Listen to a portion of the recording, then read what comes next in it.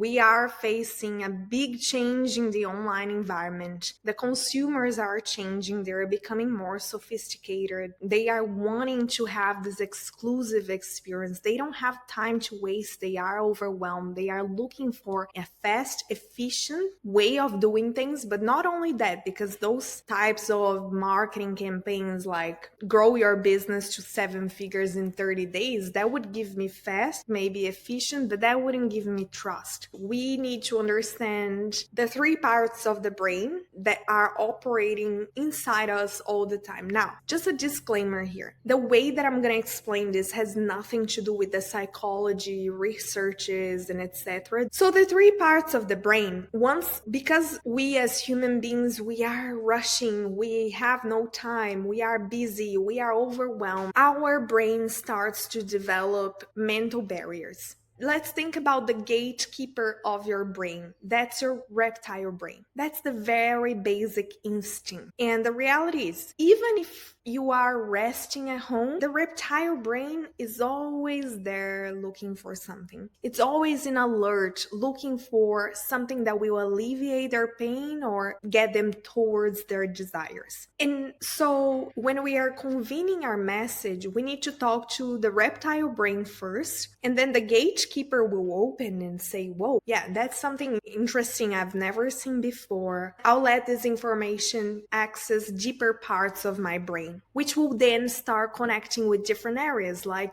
your limbic system. And that's the feeling, that the emotional feelings. There's nothing technical in here. We are connecting to the parts of human beings that want to belong, like Carl Rogers says, that want to experience, that have desires that are way deeper than what they can express. And after that, we give them the logical explanations, just because we don't want the cortex to come and say anything that we don't want them to say. This is the process of the message. And the reason why the funnels are not converting, sales are not happening, is because there is a gap between the message, you, the communicator, or me, and the ideal client. There is a gap. This client cannot perceive that. Why? Because there's so much noise that their reptile brain is not paying attention to you. So what are the things that we need to have in place to make sure the reptile brain is going to stop and listen to you in the middle of chaos? And that's going to help you with your sales calls. We're going to start by your niche. What's a niche? In the human wording, is a sample of the society. Like in psychology or any research, you have a sample that you're going to use because you cannot use the whole society. There are different things that we're going to test. So a niche is a sample of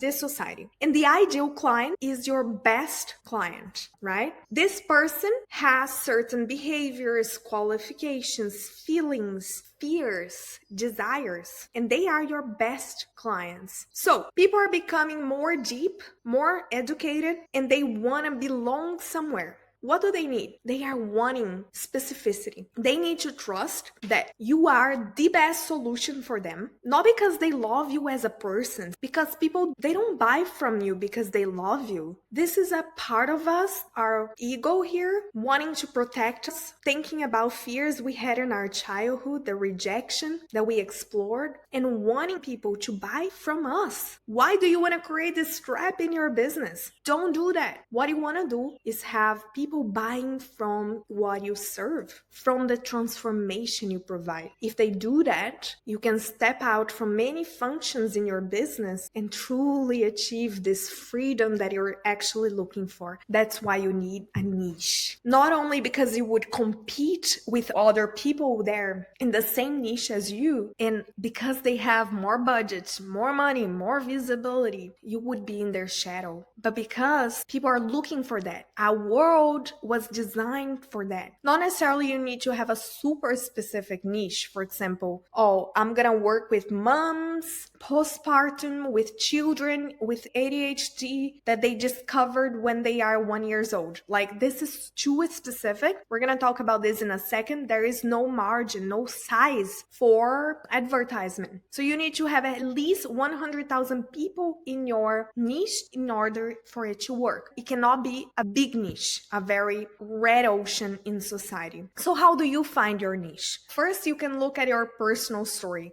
Look at what are the things that you've been through. So let's say, for example, you are a nutritionist and you are wanting to find a niche or a parcel of society, person that you want to help. Let's think about this way, because if we think too broad, our brains do not cope. You are a nutritionist, you want to find one person to help. And let's imagine that this one person, you need to help them, right? No pressure, but you do. And then from there, you're going to grow. So this is your most ideal client. Now, you've been through university, you were working, I don't know, let's say you're starting out here. What do you have? A PhD? No, but you don't have to have that. What is it that makes you specific, and how can you find that niche? I'll give you an example of Sim. She was going to get married. She was very excited about that. So we realized that brides, first, there were nobody else or very little people. So no competition in the market for brides, losing weight specifically for brides.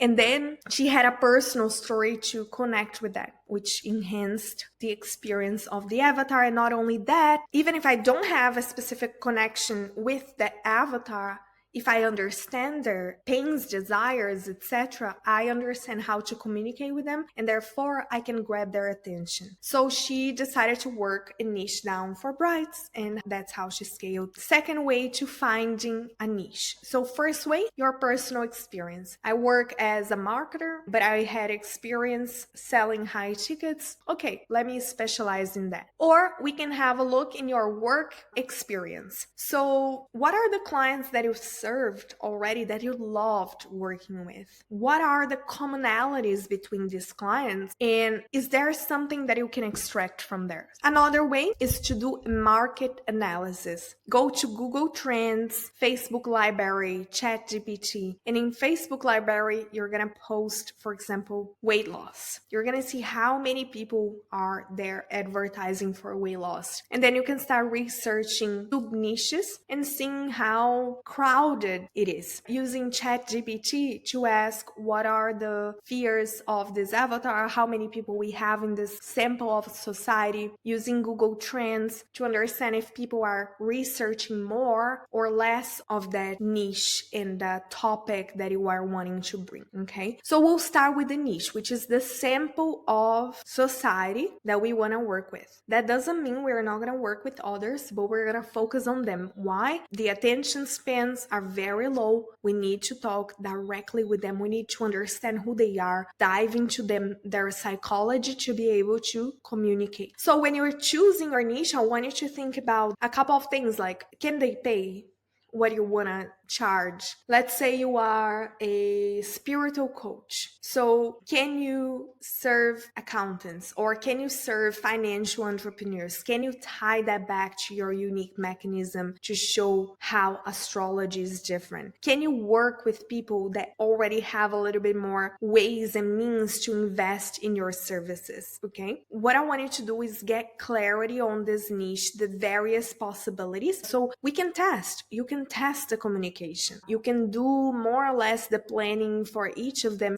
And then you can also work on your skill set. So when I chose to work with high tickets, I didn't know the amount I know now. So I had to work a lot on my skill sets, experience, understanding one step at a time. So working also on your inner systems and believe in this energetic alignment throughout this course. Now you just need to start. It's not going to be perfect, but you need to start. You need to choose a niche, okay? A niche that has money, that relates to everything, to your story or to something you believe. So a niche that has money, that relates to the aspects that you are sharing, a market size of above 100,000, and then you need to have urgency. How urgent is this in their lives? You need to transform your program or what you do in something urgent. And in the end of the day, it always is. There's always something urgent around what you do. Choose a part of society that you feel like, I can go deep with these people. I have soul in here. I have a personal connection. I can go deep with you guys.